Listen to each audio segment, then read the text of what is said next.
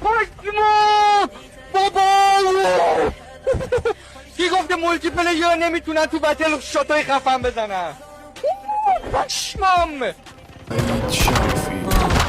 تنگ دلم واسه دل خوشی با چیزای کوچیک، واسه یه خنده از ته دل، واسه ذوقی که داشتم برا رسیدم به آرزو که رفت ته دل،